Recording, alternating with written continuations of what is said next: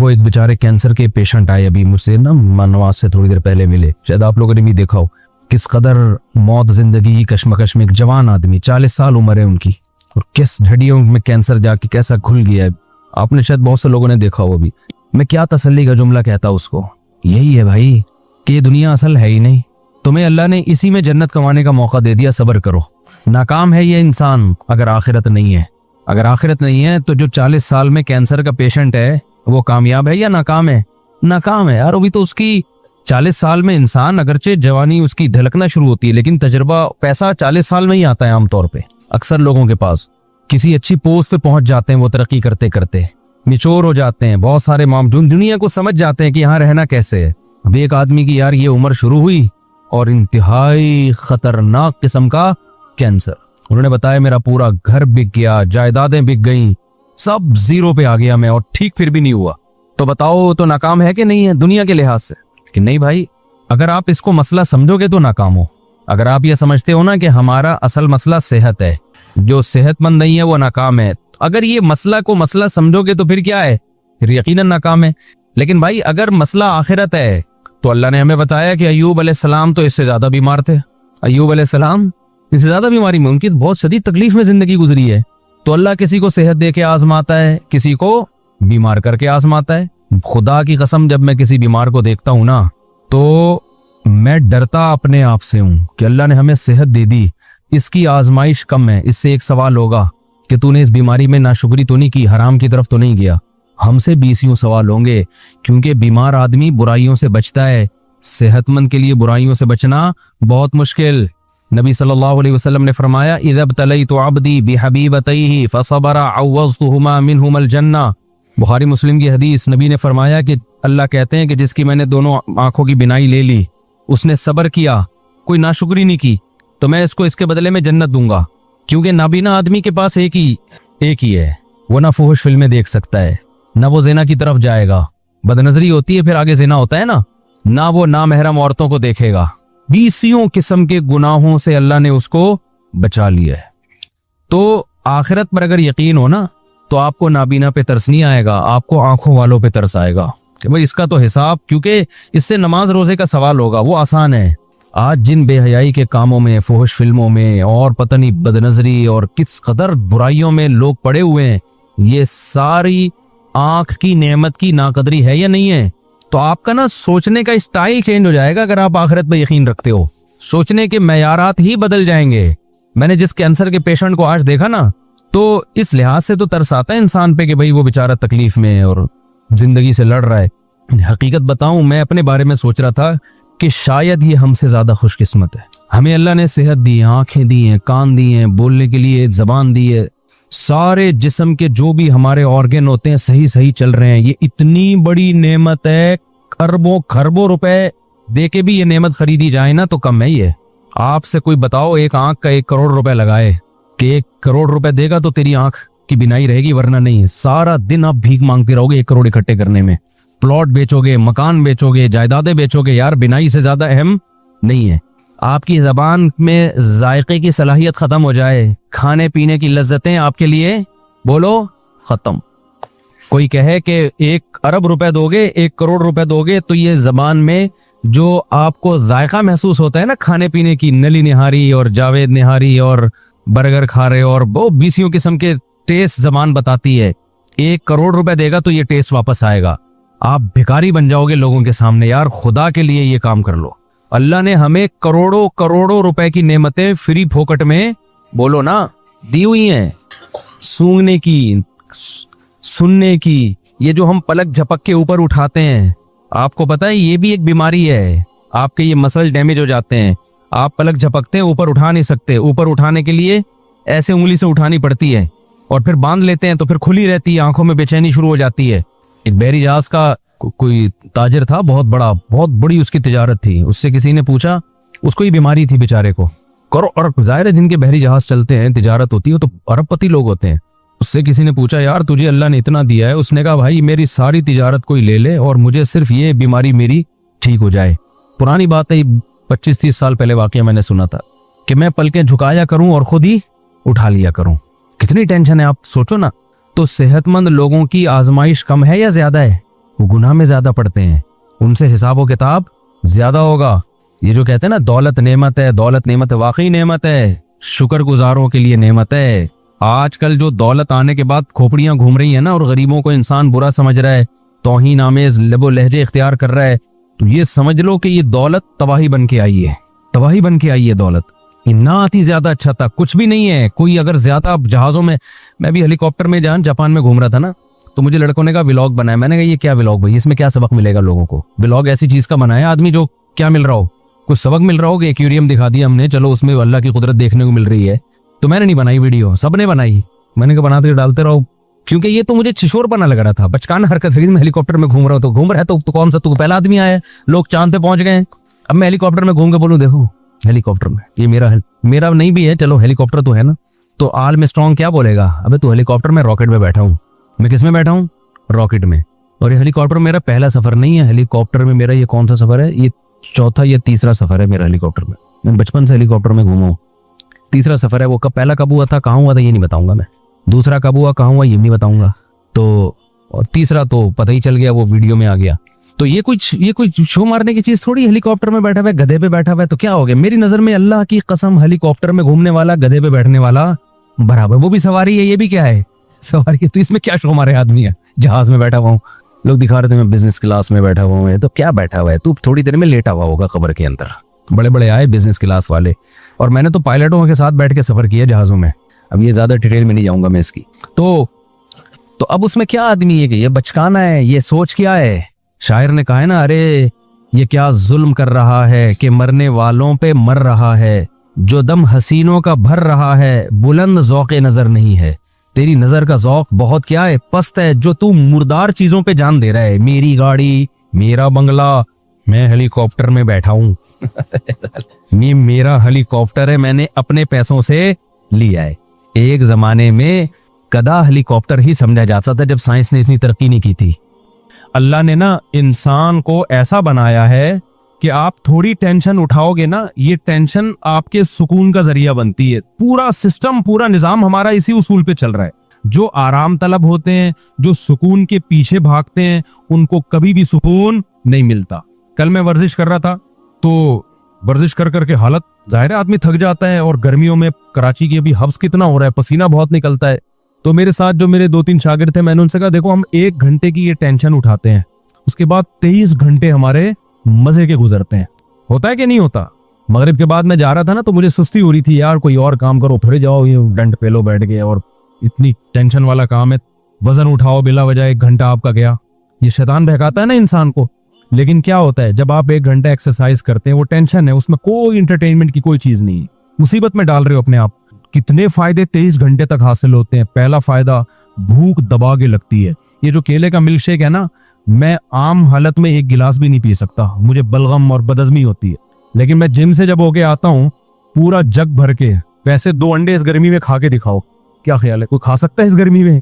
आप जब एक्सरसाइज करके आते हो, निढाल हो रहे होते हो, इतना जग भर के पीते हो आप, वो मजा, वो भी तो मजा है ना। फिर उसमें आप खजूरें भी डाल लो, पिस्ते भी डाल लो, बादाम भी डाल लो, सारे, एक तो मजा बहुत आता है एक एक घूंट पीने में, और बॉडी में ऐसा जज्ब होता है गायब। 2 घंटे बाद या 1 घंटे बाद फिर भूख लगना शुरू हो जाती है। ये लज्जत, ये बगैर वर्जिश की मिलेगी आपको? नहीं मिलेगी। उसके बाद दूसरा मजा क्या, दबा के मजे की नींद आती है इंसान को। वो ऐसा मजा आ रहा होता है बिस्तर पे सोने में, वो एक अपना मजा। सुबह नाश्ते में भी भूख डबल हो जाती है सारा दिन, और फिर आपके जो बॉडी का फिगर बनना शुरू होता है, वो देख के वैसे इंसान को अच्छा लगता है कि यार मैं आड़ा तिरछा नहीं हो रहा, वरना टेढ़ा मेढ़ा, कोई इधर से निकल रहा है, कोई इधर से दाएं बाएं जा रहा है, एक कूला उधर को जा रहा है, दूसरा ऐसा लग रहा है ये दूसरा कूला किसी से उधार लिया हुआ है, इसका अपना नहीं है, ये एक अपना है, दूसरा किसी से उधार लिया हुआ है इसने। आड़ा तिरछा, उसके बाद भूख भी नहीं लग रही, खाया जा रहा है, शुगर ऊपर जा रही है, थोड़े दिनों में शुगर का मरीज, ब्लड प्रेशर, 20 किस्म की बीमारियां। तो 1 घंटा जो आपने टेंशन उठाई, उस टेंशन ने 23 घंटे आपको खुशियां दी हैं। यही जॉगिंग में भी होता है। आप सुबह जॉगिंग करके देखें, खूब पसीना निकालें, बहुत टेंशन होगी आपको, यार थक गया हूं, सांस फूल गया, भागते रहें। उसके बाद आप क्या करें, नहाएं, इतना मजा आता है। फिर उसके बाद आपको खाने में मजा आता है, सारा दिन ऐसे आंखों की रोशनी तेज रहेगी, दिमाग ऐसा फ्रेश। मेरे एक दोस्त थे, आड़े तिरछे हो गए ना, बहुत ज्यादा, बहुत टेढ़े मेढ़े हो गए। मैंने कहा भाई तू एक दिन अल्लाह का वास्ता भाग ले, भाग ले अल्लाह का वास्ता। वो जबरदस्ती उनको भगाया हमने, और हिम्मत करके ना सांस फूला, मैंने कहा भाग, बहुत भगवाया उनको। अगले दिन कहते यार आज का दिन तो मेरा अजीब ही, ऐसा लग रहा है मैं किसी और दुनिया में हूँ, मुझे जन्नत में आ गया मैं। कह रहा है ऐसा लग रहा है मैं किसी जन्नत में हूँ आज। मैंने कहा देखो वो एक आधे घंटे की टेंशन ने आपके 23.5 घंटे अच्छे गुजार दी। खूब समझ लें, यही उसूल है। जो लोग इल्म हासिल करते हैं, हमने 7-8 साल इल्म हासिल किया मदरसे में, इंतहाई सख्त टेंशन वाला टाइम गुजारा है मैंने मदरसे में। लोग समझते हैं मदरसे में बैठते थे तो पेड़े खाते थे वहां बैठ के। 8 साल 9 साल जो मैंने मदरसे में गुजारे हैं, मैं अब तो बयान में भी बताता हूँ, बाज दफा छुप छुप के रोता था मैं, क्योंकि वो सारी इंटरटेनमेंट जो हमारी कॉलेज की, जब घर से निकलते थे एसएम साइंस कॉलेज में जाते थे, तो आपको पता है कराची में जो कॉलेज में जाता है तो कॉलेज के अलावा वो हर जगह जाता है, एजुकेशन का कोई सेटअप ही नहीं है। तो हम जा रहे हैं, हमेशा 2 घंटे लेट पहुंच रहे हैं, रास्ते में गोला गंडा खा रहे हैं, खरबूजे वाला खा रहे हैं, और वो हंस मस्तियां, फिर कैप और वो ये वाला गिलास, वो जो लौंडे लपाड़े होते हैं हमारे दोस्त सारे वही ना, कैप पहना हुआ, अभी स्टाइल पढ़ाई वढ़ाई गई तेल लेने, वहां गए तो पता ही नहीं चल रहा हमारा पीरियड कौन सा चल रहा है भाई, ठीक है ना। फिर बैठे, फिर इम्तिहान के दिनों में कांप रहे हैं, तो फिर मेहनतें हो रही हैं, वो किसी तरीके से ट्यूटर लगवा के, जो ही होता है आजकल कि भाई फिर ट्यूशन पढ़ रहे हैं वो। लेकिन मजे बहुत थे कॉलेज में। जब हम मदरसे में गए हैं भाई, वहां तो पढ़ना पड़ रहा है बैठ के, रात 11-11 बजे तक मुताला। 8 साल हमने इस तरह से, फिर फजर की नमाज के बाद क्लासें शुरू हो जाती थी हमारी, फजर के बाद, फजर से जोहर तक क्लासें, फिर थोड़ी देर आराम, फिर उसके बाद तकरार, स्टडी, मुताला, असर के बाद बयान, 15-20 मिनट हमें टहलने के, चाय पीने के मिलते थे। उसके बाद फिर मगरिब के बाद मुताला, स्टडी कर रहे हैं, फिर इशा के बाद, इशा से पहले खाना खाया, खाने के बाद फिर किताब लेके बैठ गए। 7-8 साल कंटिन्यू ये कंडीशन, आप सोचो क्या हाल हुआ होगा। लेकिन उस 7-8 साल ने मैं फारिग हुआ हूँ 99 में मदरसे से, उस 93 में गया था, 99 में फारिग हुआ। वो जो 7-8 साल थे, उस टेंशन ने अगले 23 साल से टेंशन फ्री बनाया हुआ हमको। नहीं, ये बात मेरा ख्याल है समझ में, यानी उसने जो हमें आगे की जो जिंदगी थी वो क्या हो गई। अगर उस वक्त हम आवारागर्दी करते, अबे नहीं यार कौन पढ़ेगा मदरसे में यार, तो भाई चल कॉलेज में पढ़ ले, अबे छोड़ यार, तो अभी क्या कर रहे होते, बंटे खेल रहे होते हैं, स्नूकर क्लब में घुसे हुए होते, कहीं है ना, वो खेल रहे होते और बेरोजगारी के ताने दे रहे होते, अबे पाकिस्तान से भागो यार, यहाँ से, इस मुल्क में कुछ रखा हुआ ही नहीं है यार, यही बातें कर रहे होते। अबे तूने तीर क्या मारा है, तूने मेहनत क्या की है, 4 शादियां तो दूर की बात, अभी एक को तरस रहे होते। कुछ भी होता, और अगर उल्टे सीधे तरीके से पैसा आ भी जाता, तो बहुत से लोग गलत तरीके से पैसा कमा लेते हैं, तो पैसे से करते क्या हम, जब इल्म नहीं होता तो वही पैसा आपकी बर्बादी का जरिया बन जाता है। मैंने पैसे वाले ज्यादा डिप्रेशन में देखे हैं गरीबों की निस्बत। हमारे उस्ताद हमें कहा करते थे 7-8 साल लग के मेहनत करके पढ़ लो, हमेशा आप मुस्तकबिल क्या हो जाएगा, उस्ताद हमें बताया करते थे। बल्कि हमारे उस्ताद तो हमें यहाँ तक कहा करते थे कि देखो जो चीज मार्केट में कम होती है उसकी वैल्यू ज्यादा होती है। मदारिस के तलबा में आजकल मेहनत का जज्बा कम हो गया है, तुम अगर मेहनत से पढ़ोगे तो तुम्हारी वैल्यू बहुत ज्यादा हो जाएगी। या तो सभी पढ़ रहे होते हैं ना बहुत मेहनत से, तो फिर तुम्हारी कोई हैसियत नहीं थी, तुम्हारी मेहनत जाया जाती। उन्होंने कहा पढ़ने वाले बहुत कम है, इस तरह से हमें असाजा मोटिवेट करते थे। तो अब देखो कितना फायदा हो गया उसका, चाहे दीन की लाइन में हो चाहे दुनिया की लाइन में हो। दुनिया के एक उसूल है कि जो अपने आज को कल के लिए कुर्बान करता है, थोड़ी कुर्बानी देगा, उसका आउटपुट बहुत ज्यादा होगा। उन्हीं दिनों में हमें याद है हमारे उस्ताद एक वाकया बताया करते थे हमें मोटिवेशन के लिए, कहते थे देखो जो लोग कुरान की तिलावत करते हैं कितना अटक अटक के पढ़ते हैं, तिलावत की अक्सर तौफीक भी नहीं मिलती, रोजाना प्लान करते हैं आज हमने आधा पारा पढ़ना है, आज 1 पारा पढ़ना है, फिर पढ़ा नहीं जा रहा होता, अब्बा मर जाते हैं उनके सवाब के लिए नहीं पढ़ा जा रहा होता कुरान उनसे।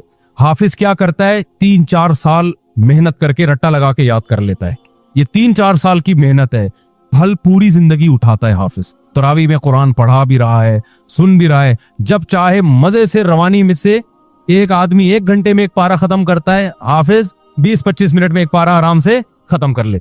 2-3 साल की मेहनत हुई, फल कैसे मिल रहा है जिंदगी भर का। मैंने भी इसी तरह कुरान हिफ्ज किया, बैठा रहता था, मेरे वालिद साहब आके देखते हैं भाई इतनी मेहनत कर रहा है, मुझे पता था यार ये थोड़े दिन की मेहनत है, फल क्या है। अब आप देखो ना बयान में कैसे मैं कुरान की आयतें पढ़ रहा होता हूँ, अगर मैं हिफ्ज ना करता तो क्या मेरे बयान में जान पैदा होती, नहीं जान पे मैं बार बार कुरान उठा के मंगवा रहा होता यार ये वाली आयत जरा, अव्वल तो आयतें जहन में ही नहीं आती। फिर हमने तरावी पढ़ाना शुरू की हिफ्ज की वजह से, उस तरावीज में कुरान रिवाइज होता है और कुरान के मानी और मारिफ खुलते हैं। अगर वो मैंने 6 महीने का तकरीबन टाइम होगा जो स्ट्रगल और मेहनत करके कुरान हिफ्ज किया, अगर वो 6 महीने में टेंशन ना उठाता तो आज मैं आपके सामने इस तरह से बयान ना कर रहा होता जिस तरह आप सुन रहे हैं बैठ के। वो 6 महीने टफ मेहनत की, उसका फल पूरी जिंदगी के लिए अल्हम्दुलिल्लाह मिल रहा है। तो चाहे दीन हो दुनिया हो, जो कुर्बानी देता है, जो टेंशन उठाता है, टेंशन उससे दूर भागती है।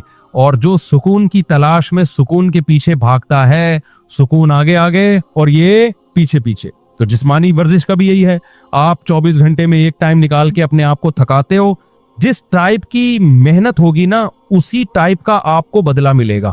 आप जिस्म को थका रहे हो, जिस्म रिलैक्स होगा।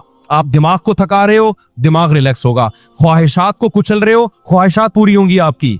नहीं आई बात? आप अपनी हराम ख्वाहिशात पे कंट्रोल करते हो ना, जिनसी ख्वाहिशात पे, आपकी जिनसी ख्वाहिशात पूरी होंगी। हलाल में अल्लाह लज्जत को डबल कर देगा। नहीं आ रही बात मेरा ख्याल? आज आप अपने आप को फौश फिल्मों से रोक लेते हो कि मैं अपनी ख्वाहिशात कुचलूंगा। आज आप अपने आप को ये हाथ बात और ये गलत कार्यों से रोक लेते हो कि मैं अपनी ख्वाहिशात को कुर्बान करूंगा। तो ये कुर्बानी वक्ती है, लेकिन इसकी जो असर है वो हमेशा कायम रहेगा। एक डॉक्टर से मेरी बात हो रही थी, वो यही बात कर रहे थे, नहीं एक्चुअली ये डिप्रेशन स्ट्रेस टोपी ड्रामे ना। मैंने कहा डॉक्टर साहब मुझे एक बात बताओ, मेरे जानने वालों में एक बुजुर्ग 80 साल के, कितने, जो बुराइयों से हमेशा, बुजुर्ग थे ना, बुजुर्ग का मतलब बुराइयों से बचते रहे, नमाज के पाबंद और नजर की हमेशा उन्होंने हिफाजत की, अपनी बीवी से उन्होंने हमेशा वफा की, कोई मेडिकल साइंस के टोटके और नुस्खे उनको मालूम नहीं, कोई हकीमों से स्पेशल उनका ताल्लुक नहीं। 80 साल में उन्होंने दूसरी शादी की और उनके औलाद हुई। नहीं आई मेरा ख्याल है बात समझ में? मैंने कहा यहाँ तो मेडिकल साइंस क्या हो रही है, फेल हो रही है। ना उन्होंने कभी फौश फिल्म देखी, ना उन्होंने कभी आड़े तिरछे उल्टे सीधे काम किए, नजर की हमेशा हिफाजत की। उनमें इतनी पावर कहां से आ गई? मैंने कहा हमारा फलसफा ये है भाई कि जो इन बुराइयों से बचेगा वो ज्यादा पावरफुल होगा। हाँ, वक्ती तौर पे ठरक का पैदा हो जाना, ये तो जो जितने गुनाह करता है उसकी ठरक बढ़ती है, वो ठरक और चीज है मेरे भाई, और ताकत और कुव्वत एक अलग चीज है। आजकल ठरकियों को समझा जा रहा है कि ये बड़े पावरफुल हैं, कि कहीं ब्रेकें इनकी फेल हो गई हैं। तो इसलिए फितरत से कभी मत लड़ो। देखो, इस्लाम कभी ऐसी चीज का ऑर्डर आपको नहीं करता जो आपकी सेहत के लिए नुकसानदेह हो, कभी भी नहीं करेगा। इस्लाम ने अगर एक चीज पे पाबंदी लगाई है तो इसका मतलब यही हमारी सेहत के लिए भी मुफीद है, यही हमारे दिमाग के लिए भी मुफीद है। अब जो होमोसेक्सुअलिटी को हमारी सोसाइटी में प्रोमोट किया जा रहा है, ये हुआ क्या है? 1990 तक कहा जाता है कि अमेरिका में ये जो लड़कों से बदफेली का शौक है, ये एक नफ्सियाती बीमारी समझा जाता था, और है भी बीमारी। बाद में उसको क्या कर दिया उन्होंने? लीगल। क्यों कर दिया? इसलिए कि इतने ज्यादा बीमार पैदा हो गए कि अब उनके हुकूक के तहफ्फुज की फिक्र पड़ गई उन लोगों को। कल एक फेसबुक पे कोई तस्वीर शायद 2 लड़कियों ने इंडिया में कहीं शादी की आपस में, एक को लड़का बना दिया और एक को लड़की बना दिया, और ये खुश हो रहे हैं कि यार हम इसी तरह से मुतमईन है।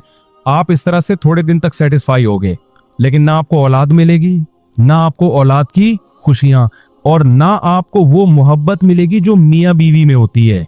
2 लड़के आपस में वो मोहब्बत कर नहीं सकते, 2 लड़कियां आपस में वो मोहब्बत कर नहीं सकती, वो मिलेगी नहीं। इससे आप डिप्रेशन में जाओगे। इन लोगों में खुदकुशियों का रेशो बहुत ज्यादा है।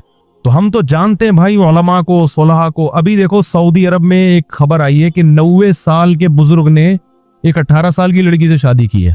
ये पोस्ट चली है, उस पर लोग बड़ा मजाक भी उड़ा रहे हैं। अब मुझे नहीं पता उस लड़की ने क्या देख के 90 साल के बुजुर्ग से शादी कर ली। हमसे मशवरा लेती तो हम कहते भाई इतने सारे लोग यहाँ बैठे हुए हैं, 20-20 साल के भी, 22-22 साल के भी, तो वो एक अलग कहानी है। मैं उसके वो नहीं कर रहा कि 90 साल वाले को 18 साल से करनी चाहिए या 18 वाले को, वो एक अलग कहानी है। उस पर बहुत कुछ पहले कह भी चुका हूं मैं।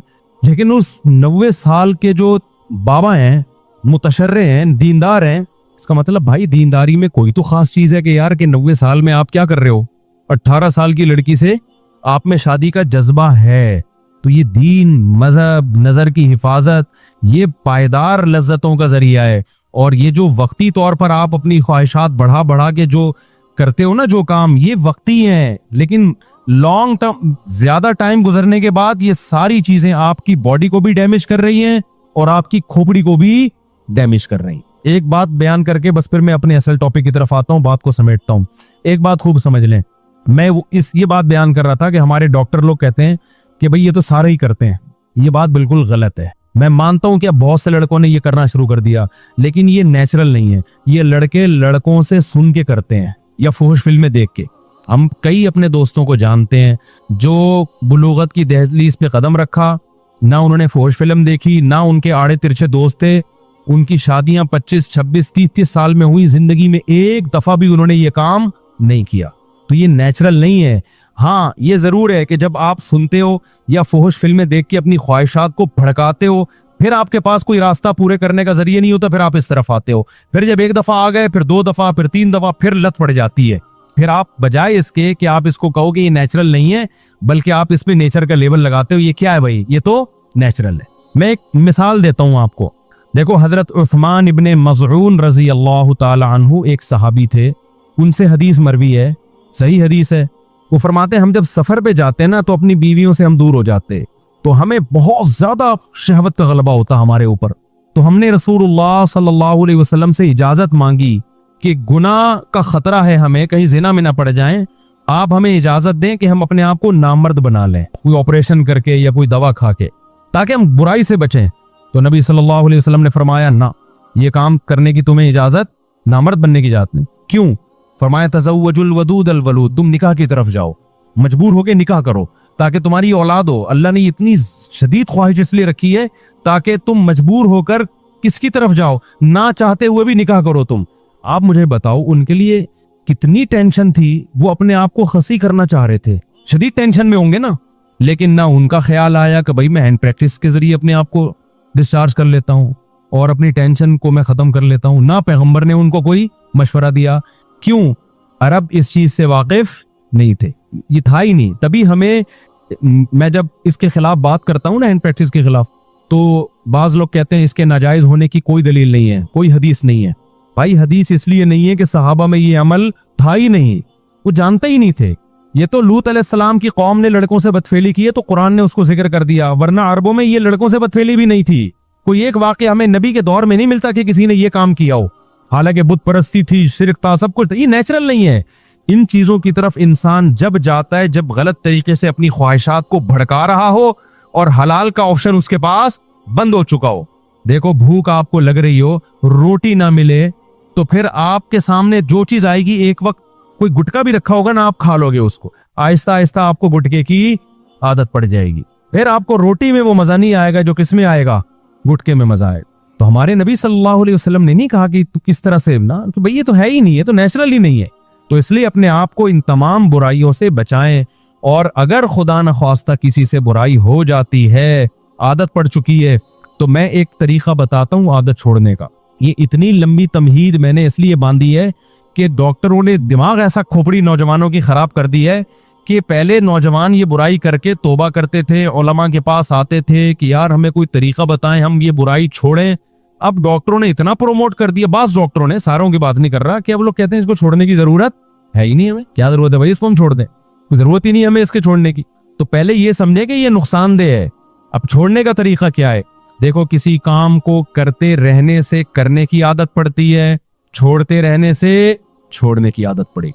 सबसे पहला काम तो फौरन से पहले निकाह। इसमें बाज जाली हकीम डराते हैं कि अबे तुम तो लुट गए, तुम तो बर्बाद हो गए, तुम्हें तो इतना नाइट फॉल हो गया, तुम तो यूं दिन दिन में 6-6 दफा कर तो बीवी के काबिल रह नहीं हो। और भाई अगर डिले कर दिया ना तो और नुकसान होगा। फौरन नेचर पे आ जाओ, उससे इस बुराई को छोड़ने में क्या होगी, आसानी हो। आहिस्ता आहिस्ता आहिस्ता जब छोड़े रखोगे ना, आहिस्ता आहिस्ता आहिस्ता आहिस्ता नेचर, आप अपनी नेचर पे चलना शुरू हो जाओगे। जैसे गलत चीज करने से गलत की आदत पड़ती है, तो छोड़ने से छोड़ने की आदत हो जाती है। कितने लोग हैं गुटखे खाते हैं, छोड़ देते हैं तो क्या हो जाते हैं। मैं एक दोस्त का वाकया सुनाता हूँ ना, उसको कोई बहुत खतरनाक नशे की आदत पड़ गई थी। उसने मुझे खुद अपना वाकया सुनाया, कह रहा मुझे आदत पड़ गई तो इतना खतरनाक नशा था। कहते हैं ये जो लोग कहते हैं ना हमसे नशा नहीं छूटता, झूठ बोलते हैं। कहते हैं मैंने क्या किया, अपने आप को किसी कमरे में घर में ना 6 महीने के लिए बंद कर दिया। मैंने कहा ऐसी की तैसी घर से बाहर ही नहीं निकलूंगा। हत्ता के जुम्मा भी नहीं पढ़ने जाता था। हम कह रहे मैं मुझे पता था जुम्मा पढ़ने गया ना, वही पुराने दोस्त जो नशा करते हैं वो मिल जाएंगे, फिर मुझे नशे का शौक हो जाएगा। 6 महीने कह रहे मैंने घर के अंदर टेंशन में गुजारे, किसी काम के लिए घर से बाहर नहीं निकला। 6 महीने के बाद वो खतरनाक नशा छूट गई। कह रहे मैं बहुत डिप्रेशन में आता, सिर्फ पागलों की तरह मेरी कैफियत हो जाती। मैंने कहा मर जाऊंगा, नहीं खाऊंगा। आहिस्ता आहिस्ता बॉडी को से वो नशे के असरात क्या हो गए, खत्म। अब माशाल्लाह फिटफाट है, आप उसके चेहरे की रौनक देखो, आप हैरान हो जाओगे। तो इसी तरह याद रखो, जो काम ये जो गलत तरीके से ये जो फौश फिल्में देखते हैं लोग, या अपने आप को अपने हाथ से अपनी ख्वाहिशात पूरी करते हैं, ये भी असल में एक जिस्मानी बीमारी है, दिमागी बीमारी है। इसको भी कैसे छोड़ा जाएगा कि ये काम करना छोड़ दो। एकदम नहीं छूटता, आहिस्ता आहिस्ता छोड़ो। मैं आपको एक नुस्खा बताता हूं। हमेशा एक काम किया करो कि जब भी आपसे ये गुनाह हो ना, अपने आप को सजा लाजमी दो। समझ रहे हो? किसी को हाथ से ख्वाहिश पूरी करने की आदत हो गई है, किसी को फौश फिल्में देखने की आदत हो गई, गुनाह करके अपने आप को ऐसे ना छोड़ो बेलगाम। आपने क्या करना है, जब आपसे गुनाह हुआ, आपने कोई जुर्माना रख लो अपने ऊपर, या नफली रोजा रख लो कि मैं 2 रोजे रखूंगा, 1 रोजा रखूंगा। या वो हर आदमी की आदत कितनी है और वो कितनी सजा अफोर्ड कर सकता है, उसकी हर एक की इसमें अलग कंडीशन है। मैं बार बार वाकया सुनाता हूं। हमारे एक दोस्त को सिगरेट की आदत पड़ गई कनाडा में। उन्होंने क्या किया, मैंने उनसे कहा भाई जब भी सिगरेट पियो ना, आपने उस वक्त 10,000 की बड़ी वैल्यू थी पाकिस्तानी, 7-8 साल पुराना वाकया हो गई। मैंने कहा 10,000 रुपए जो डॉलर के हिसाब में पाकिस्तानी 10,000 बनते हो, आपने सदका करने हैं। लेकिन मैंने कहा ये सदका छोड़ना नहीं है आपने। 10,000 उनके लिए बहुत बड़ी रकम नहीं थी। वो चाह रहे थे कि मैं ज्यादा दूं। मैंने कहा नहीं, ज्यादा नहीं, ज्यादा में ये होगा कि आप दोगे नहीं, थोड़ी रकम हो। वो क्या करते, जब सिगरेट पीते 10,000, जब सिगरेट पीते 10,000। मुझे उन्होंने कहा मेरी तो आदत छोड़ नहीं रही। मैंने कहा ये 10,000 देते रहो आप। इससे ये होगा कि गुनाह करते रहने से ना गुनाह की क्वांटिटी बढ़ती है, कम से कम बढ़ेगी नहीं। जितनी पी रहे हो ना उतनी रहेगी। अभी इसको यहां ब्रेक लगा लो बस, ये भी बहुत है। अबे जो गुनाह करते हैं दिन में 10 दफा, 4 दफा, 6 दफा, तो आपका क्या ख्याल है, यही होता ही है कि जो हाथ से ख्वाहिश पूरी करते हैं फिर फिल्मों की तरफ भी वही जाते हैं, फिर फिल्में देख देख के लड़कियों से दोस्ती की तरफ जाएंगे, फिर दोस्तियों की वजह से आगे जिना की तरफ जाएंगे। मैंने कहा ये जो आपने अपने आप को सजा देना शुरू कर दी है, इसका पहला फायदा ये होगा कि ये गुनाह यहीं तक रहेगा, आप इससे आगे इस सिगरेट तक ही रहेगा, चर्च की तरफ नहीं जाओगे आप। अबे क्या हो गया आप लोग की समझ, चर्च आप में से कोई चर्च तो नहीं पीते ना भाई। ये तमाम गुनाहों के बारे में पहला नकद फायदा क्या हो गया, बढ़ेगा नहीं गुनाह। वरना ये जो हाथ से ख्वाहिश पूरी करते हैं ना, ये यहां तक नहीं रहते, ये इससे अगले स्टेप की तरफ जाते हैं इंसान। ये जो गोरा पहुंच गया ना, वसीम से शादी और गफ्फार से शादी हो रही है गोरों के यहाँ, ये इसलिए कि जिना कर करके थक चुके हैं। ये रोजाना नई नाइट क्लब में लड़की, अब ये थक चुके हैं, भी कह रहे हैं कुछ और चाहिए। तो अब कुछ और के चक्कर में पता नहीं क्या क्या कर रहे हैं। ये तो मिंबर पे बताया नहीं जा सकता। इंसान ख्वाहिशात का गुलाम है, ख्वाहिशात पूरी करना शुरू कर दे, उसकी ब्रेकें फेल। वो कहते हैं और कुछ नया चाहिए, कुछ नया चाहिए, अजाब में आ जाता है। हल उसका ये है कि आपको लज्जत चाहिए ना, आपको खाने की लज्जत चाहिए, आप 2 टाइम नागा कर लो, खाना खाना छोड़ दो। आप तीसरे टाइम पे आपको दाल में वो लज्जत महसूस होगी। हम रोजा रखते हैं, इफ्तारी में मजा आता है कि नहीं आता? लेकिन गोरे ने जो फलसफा दिया है ना कि नहीं अब कुछ और खाओ, अब कुछ और, अब कुछ और, अब कुछ और, तो भाई उसकी तो कोई हद ही नहीं है। ख्वाहिश पूरी करना चाहते हो तो ख्वाहिशात को कुर्बान करना पड़ेगा। आप चाहते हो मुझे खाने में मजा आए तो खाना छोड़ दो एक टाइम। अबे नहीं आ रहा ना, क्या हो गया? देखो जिस दिन रात आप चाहते हो मुझे खाने में खूब मजा आए, तो उस दिन दोपहर के खाने का नागा कर दो। ये नहीं हो रहा आज के शहवत परस्त इंसान से, समझते हो? अब आपने क्या करना है, अपने ऊपर जुर्माना लगाना है आप, या रोजा रखने का या पैसों की सूरत में। उसका पहला मैंने उनका कहा कि 10,000 रुपए सदका करना नहीं छोड़ना। वो मुझे बताते मैंने सिगरेट पी 10,000, मैंने सिगरेट पी 10,000। जाहिर एक हद होती है ना। उसके बाद सिगरेट पीने से पहले ख्याल आया, बे 10,000 की रहने दे, बचा ले 10,000। तो दिन में जो 20 पीते थे वो 20 से आहिस्ता आहिस्ता कितनी हो गई, 10। लेकिन शैतान मुसलसल लगा रहता है। शैतान कहते हैं तेरा सदका करने का कोई फायदा नहीं हो रहा। तो ये समझ लो ये शैतान आपको वरगला रहा है, फायदा हो रहा है, फौरन आपको नजर नहीं आ रहा। होते होते 10 से 5 पे, 5 से 1 पे, और उसके बाद छूट गई वो। तो ये छूटेगा गुनाह बशर्ते कि आप अपने आप को सजा दें, क्योंकि पहले कम होगा। पहले तो ये होगा कि मजीद आगे की तरफ नहीं जाएंगे, उसके बाद हो सकता है साल लग जाए, 1.5 साल लग जाए, फिर और कम होगा। होते होते होते आहिस्ता आहिस्ता ये खत्म हो जाएगा। समझ में आ रही है कि नहीं आ रही? तो अपने आप को अगर नफ्स और शैतान के हवाले कर दिया ना आपने, क्या बस हमसे नहीं छूटता। क्योंकि जो लड़के ये बुराई करते हैं फौज फिल्मों की, और ये वो कहते हैं यार ये हमसे नहीं होता। कई लोग आए हैं मेरे पास, कह रहे हैं हम तौबा कर लेते हैं, बहुत ज्यादा 1 हफ्ता बचते हैं, उसके बाद फिर हम पे ख्वाहिश जो है ना भूत सवार हो जाता है, फिर हम बुराई में पड़ जाते हैं। तो भाई आप अपने आप को सजा दो, बुराई में पड़ जाओ, फिर सजा दो, फिर पड़ जाओ, फिर सजा दो। आहिस्ता आहिस्ता क्या होगा, और हलाल की तरफ भी जाओ, तो आहिस्ता आहिस्ता इंशाल्लाह ये बुराई क्या हो जाएगी, खत्म हो जाएगी। और अल्लाह ताला आपको हलाल में वो लज्जत अता फरमाएंगे जो एक शख्स को हराम में मुयस्सर नहीं है। वो कैफियत हो जाएगी जो गाड़ी लेके भाग रहा था, ठीक है ना, वो कैफियत हो जाएगी। भाग रहा था गाड़ी लेके, पता नहीं कितने लोग बीच में मार दिए होंगे उसने अपनी बीवी से मोहब्बत के चक्कर में। तो आज औरतों का एक मोटिवेशन स्पीकर है, उनका एक बयान मैंने सुना। वो कह रहे थे कि जब मर्द घर में आता है तो आजकल बीवी मर्द के लिए तैयार ही नहीं होती, एक्चुअली गलत है ये। तो मुझे ख्याल हुआ कि यार इनको सोसाइटी का पता नहीं, आजकल उल्टा मामला है। ये पहले जमाने में हुआ करता था कि मर्द जब घर में आता था बेगम तैयार नहीं होती थी, उसके लिए पसीने वाले कपड़ों में बैठी होती, मर्द को गुस्सा आता। आज क्या हो रहा है, बेगम चाहती है कि मर्द की तवज्जो मिले, मर्द को वो अच्छी नहीं लगती। मेरे पास कितने केसेस आए हैं भाई खवातीन के। इस्लामाबाद में था, एक खातून आई, कह रही मेरा मियाँ मुझे देखता ही नहीं है, मुझ में दिलचस्पी नहीं है उसको। आजकल ये मसले हो गए हैं।